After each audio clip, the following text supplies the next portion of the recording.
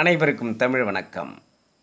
தித்திக்கும் தேனாம் தெவிட்ட கனிச்சாராம் எத்திக்கும் பேசுபுகழ் என் தமிழே சித்தமுடன் பொற்பொழிவு நற்கவிப்பா எப்பொழுதும் பாடிடவே கற்பனைகள் தந்து என்னைக்கா. கோளறு பதிகம். நாளும் கோளும் நமக்கு நன்மையை செய்யும், நலிந்தோர்க்கு நாளும் கோளும் வேதனை செய்யா என்று சொல்வார்கள். எனவே நமக்கு துன்பங்கள் நீங்கி இன்பம் பெறவும் நாளும் கோளும் நன்மை செய்யவும் ஓத வேண்டிய பதிகம் கோளறு பதிகம். இது திருஞான சம்பந்தரால் இயற்றப்பட்டது. அதன் முதல் பாடல். வேயுறு தோழி பங்கன் விடமுண்ட கண்டன் மிக நல்ல வீணை தடவி மாசரு திங்கள் கங்கை முடிமேல் அணிந்து என் உளமே புகுந்த அதனால் ஞாயிறு திங்கள் செவ்வாய் புதன் வியாழன் வெள்ளி சனி பாம்பு இரண்டும் உடனே ஆசரு நல்ல நல்ல அவை நல்ல நல்ல அடியாரவர்க்கு மிகவே. இந்த பாடலுடைய விளக்கம். வேயுறு தோழி பங்கன். வேய் என்றால் மூங்கில் என்று பொருள். மூங்கிலை போன்ற அழகான தோளினையுடைய உமையொரு பாகனாக விளங்கக்கூடிய சிவபெருமானே. வேயுறு தோழி பங்கன் விடம் உண்ட கண்டன். விடத்தை உண்டவன் சிவபெருமான். தேவர்களும் அசுரர்களும் மேருமலையை மத்தாகவும் வாசுகி என்ற கயிறை பாம்பை கயிறாகவும் கொண்டு திருப்பார்கடலை கடைந்தபோது அங்கே ஆழகால விடம் ஏற்பட்டது. அந்த விடத்தை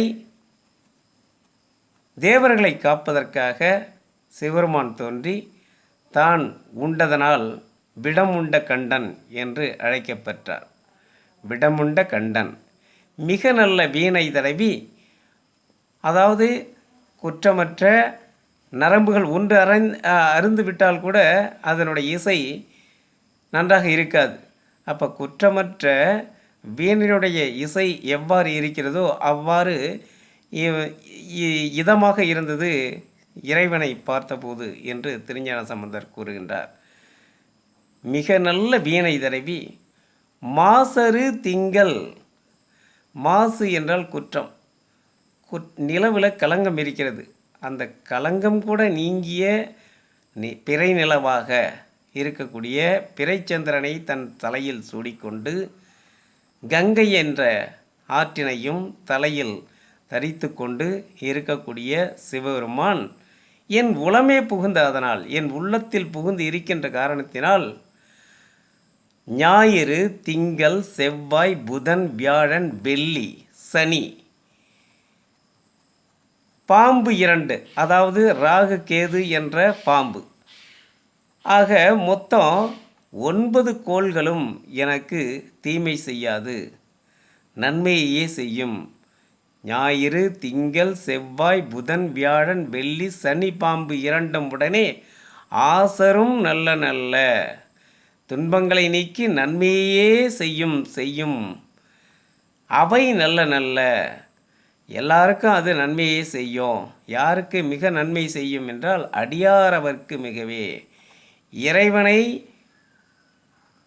ஏற்றுக்கொண்டு அடியவர்களாக தொண்டு செய்யக்கூடிய அடியவர்களுக்கு நல்லனவே செய்யும் என்று 4 முறை அழுத்தம் திருத்தமாக திருஞான சம்பந்தர் கூறுகின்றார். எனவே இப்பாடலை பாடி துன்பங்களை போக்கி இன்பம் பெறுவோம். நன்றி, வணக்கம்.